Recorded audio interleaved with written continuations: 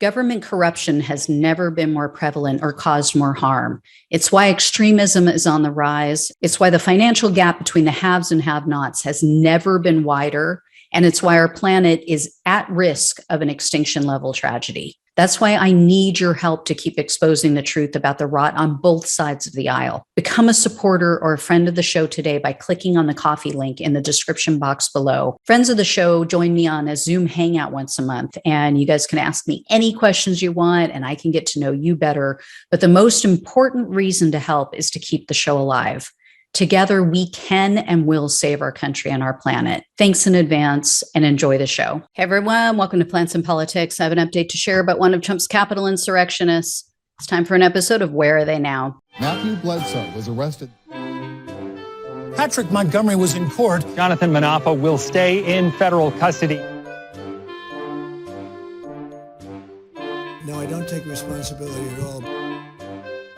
So 78-year-old Arkansas resident and Army veteran Robert Snow goes by the name of Bob. You guys are going to remember this story for one very specific reason, which you'll hear. Snow was seen on surveillance video entering the Capitol shortly after the mob reached the door. And he was then seen turning around and waving for others to come in the building. And then as people were streaming in, he was seen on video patting them on the back. Later, as Snow was walking down the House Gallery hallway, an officer ordered him and others to get on the ground.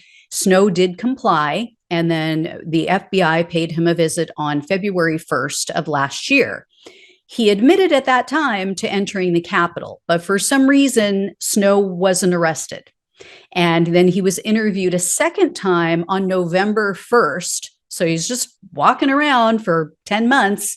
And in that second interview, Snow admitted to the FBI agents that after the officers asked him to leave the Capitol, he did, but then he re-entered a second time. And while he was in the building that second time, he admitted to urinating on a column in an area that he said that he thought it looked like a cafeteria. However, he still wasn't arrested at that time. And so in a media interview in January of this year, he said, quote, "You don't go there to beat up a police officer. You don't chase after a congressman. You don't threaten to hang Nancy Pelosi like some of those people were doing. We had 6 very courteous police officers, and the only thing they said to us, folks, please don't touch anything. I didn't picket. I didn't have a flag. I had no signs, and I wasn't trying to convince anybody to do anything." At that point, when he made that statement, he had been arrested. So the FBI did pick him up on December 29th, and he was charged with the standard 4 misdemeanors: entering a restricted building or grounds, 2 counts of disorderly conduct, and parading or demonstrating in a Capitol.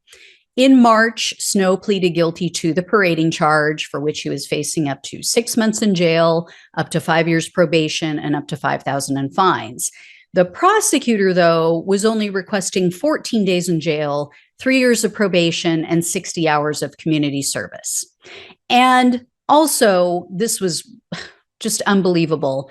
They made no mention of him urinating in the building in either his plea deal or in their sentencing memo. So Snow was arguing for no consequences, not even probation. And this was because of his age and his health. But the prosecutor pointed out to the judge that, Snow was young enough and healthy enough, apparently, to make a 30-hour round trip drive to and from DC. And he walked over a mile to the Capitol after watching Trump's speech. And then he was inside the building for approximately 45 minutes. So he was good to do all that. So at the sentencing hearing, Snow expressed remorse. He actually sounded surprisingly sincere. He told the judge, quote, "What started out to be a happy patriotic event for me that morning, soon in the late afternoon turned into something becoming very dark for the country and now for me personally.